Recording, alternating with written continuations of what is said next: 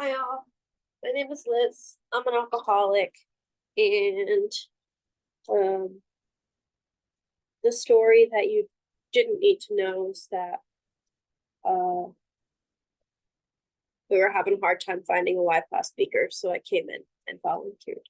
Um, that being said, my sobriety date is currently 10/19 of 2019, and um, that is not the first sobriety date that I claimed.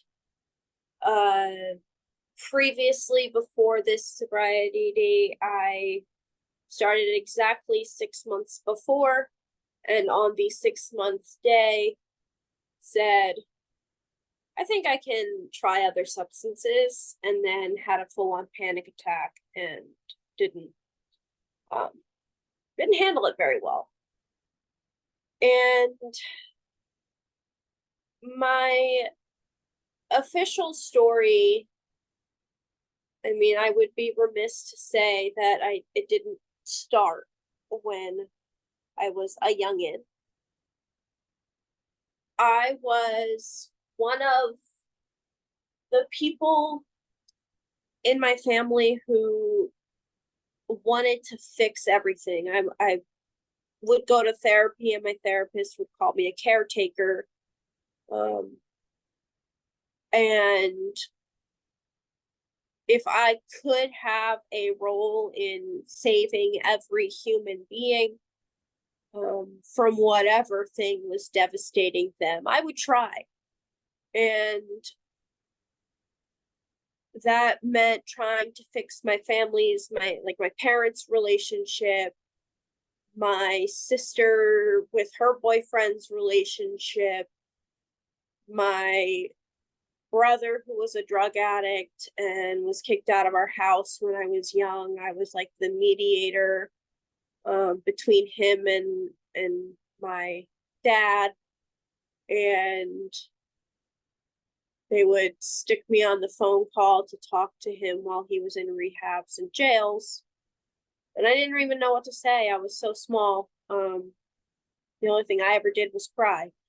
And when I was old enough to start putting some of the puzzle pieces together, I probably should have acknowledged, and maybe now I do acknowledge the fact that when I was just 7 years old and going to be baptized and have communion and have confirmation on one day, on Easter Vigil when I was 7, they, had to, quote, train me in how to take communion. And, they're like, here, you can have this one sip of wine. And I thought that was the coolest thing. And I remember for probably like 3 days, I talked to my mom about how much I liked that wine. And I was always the person who said, I'm not going to do what my family did. I'm not going to be what they were. I had a cousin who, when he was old enough to drink, he went and got really drunk one night in Texas and hit, I guess, a car or a pedestrian. I'm not even sure. It was so long ago. And he killed a girl, and they later found out that this girl was the sheriff's daughter. And so he was put away in jail for years, I think 12 years or something, all because he got drunk. Like he lost control of his vehicle and killed her. And like that, it's that kind of story that kind of plays out in 55 different ways. I remember when I was like younger than 7, I went downstairs in my house, and like when I heard the doorbell ringing, and I went and opened the door, and it was cops, and they were asking me for my dad because my brother had driven his car. His, like, I think he owned it for like 2 days. He drove it right into a ditch. And it was no bueno. And so my drinking, like becoming an alcoholic, there was a lot of regret, and like I don't want to be what everybody else has been forever. I just wanted to, get through life. I didn't really know what that looked like. But when I was 18, and finally, like, I mean, there's a bunch of other examples of me like obsessing at a young age, but when I was 18 was the first time that I was out of the house, far enough away from my parents with a bed that I could sleep in. And my friend was 21, and her family didn't care if I drank at their house. So I just like went crazy. I was just drinking like multiple drinks in probably 15 or 20 minutes. It was bad. But I remembered the freedom of that time, the chances I had, how open the world felt, because I had always been in this house that, if you could imagine, or maybe you live in it yourself, like all wood panels everywhere, but also floor to ceiling trash everywhere. That's the house that I lived in. My family, my mom was a pretty big hoarder. She'd gotten sick for a long time, and everything got really out of order. The floors were bright orange. It was kind of wild. Not a fashion statement that many people would pick today. So, point being, alcohol gave me this way out, this like new world that I hadn't explored yet for real. I was freshman in college, and I was making all the wrong friends. Obviously, I guess it starts that way, and it went downhill. I became obsessed with other things. I wanted to drink like all the time. Like my social interactions were basically just with alcohol, and if it wasn't with alcohol, then like why would I do that? I don't want to do that. And so I found myself in this like pretty closed off world of, again, picking the friends that I wanted to hang out with, and spiraling. And give it another year, and my dad has this like somewhat crisis. I'm 19. My dad dies on the first day of 2014, and I am, like, it's the first introduction that I have to like my world is really changing, dude. I gotta grow up. So I keep eventually going. I start going to group therapy. I go to basically through life. I graduate college. I get to, again, continue therapy through undergrad. And then in my master's, the year that I did my master's was, it was just 1 year. It was quick, it was fast, and it was stressful. But I had such such a struggle with balancing professionalism and balancing social interactions and family. And there came a time where I fully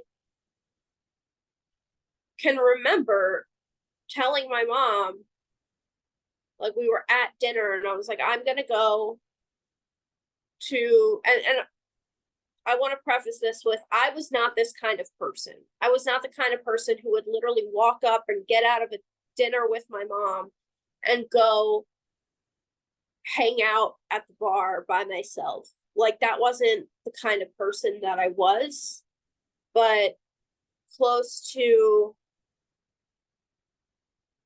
what I would say was the pinnacle or the start of this really weird time. That's where I ended it. I went to, I don't know, I would just like get in fights with my mom about the next time that I could drink. And that was weird. Lo and behold, about 3 days after that argument, my mom goes into the hospital. She's having congestive heart failure and ultimately dies. So I am now 22 years old, lost both my parents. At 20, I had this mental breakdown on my 20th birthday because I was 20 years old. I had already lost a family, like my parent. I had nothing to show for my life because I was still an undergrad. I was still going through like whatever. I didn't have a job. I didn't have any of the measurable things that would say like you're growing. I didn't have my own apartment. Whatever. And then just 2 years later, I got all those fucking things and no family, basically. And so in those 2 years, that gap of when I turned 22 and my mom passed away, that's when my drinking got fully out of control. I was going to the bar every single night. I was tracking how many nights that I was going to the bar and saying to the bartender, like, hey, look at this calendar. These are the times that I'm not allowed to drink. And then I just a few minutes later would be like, you know what, F it. I would like a this and a that and a that. And I would just get drunk. And then I would come home on a work night and sit here and drink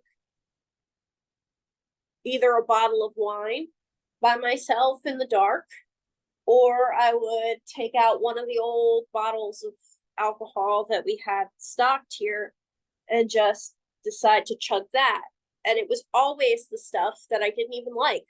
Like, I wasn't drinking things because I wanted to anymore. It was just because I needed more. Like, that was the answer. And I got to this kind of dark place where I started to realize that nothing was fun anymore, and nothing was like, without alcohol, nothing was fun. With alcohol, nothing was fun. But I could fake a smile. Like, at least that. I could fake enthusiasm. And only if I had a straw in my mouth and my little cup. And so I started feeling and like acknowledging this kind of hole that was still existing inside of me, and everything feels really pointless. There were times when I would wake up after a night of rapid drinking and late nights and be driving to work and thinking about how I am at the time probably 24-ish, and I need to write a will because who knows what's going to happen. I could die tomorrow. And that, I'm going to let you know right now, that has not happened since I've gotten sober. There's less of a fear that I'm going to die all of the time. but like in reality, it was totally possible when I was drinking, because I would drive drunk and I would not remember stop signs. I still don't remember stop signs that I saw. I do remember swerving into a cop car's lane, and not getting pulled over or anything, which was really wild.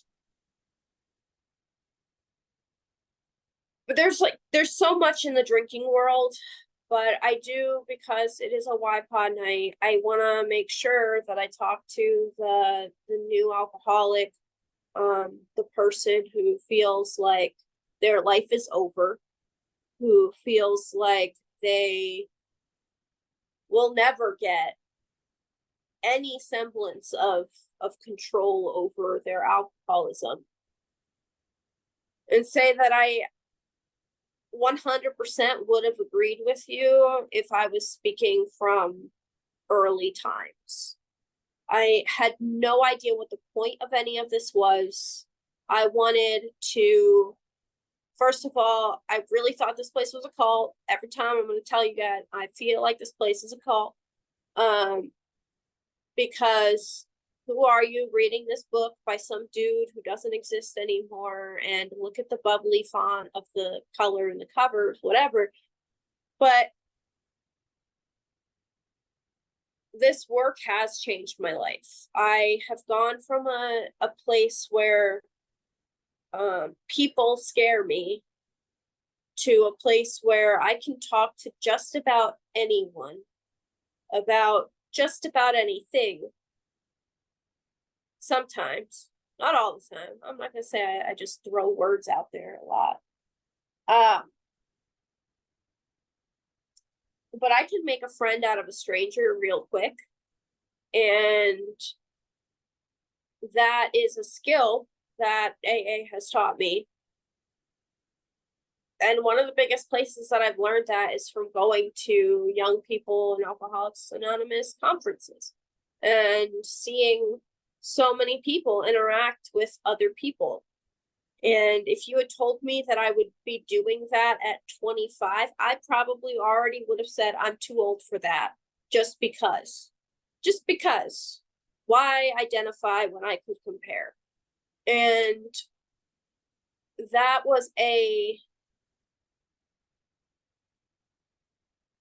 huge thing I needed to learn, was that people here are doing things that I do. Whether they're doing exactly the same thing, but their brain is working exactly the same way. It's saying, I will self-sabotage until everything is destroyed. And I've been so grateful to see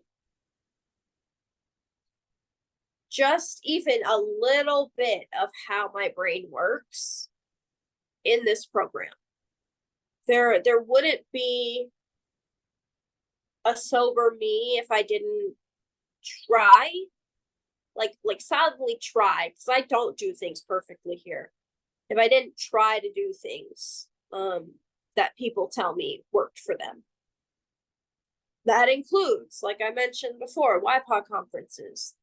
They are one of the first places that I saw people having fun in sobriety, that I saw young people coming together in AA from all over the country, at least. And I also saw new levels of service that I didn't know existed. And I started getting involved in my local area and so rapidly fell back off. But I am so amazed to see how people come together for the common purpose of helping another alcoholic. And you know, the passion that people have to make these spaces available. And they see that all the time, whether it's in-person meetings or it's out, I don't know, whatever, in person or online, or making a huge conference happen. Like, people are putting their passions towards this work. And I think that if you're new, you don't know what's going on, that's okay. Stick around, talk to people. When you feel crazy, call someone. We've all been a little crazy before. And you're not alone. We do this.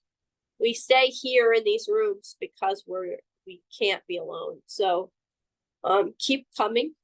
And with that, I will share the time.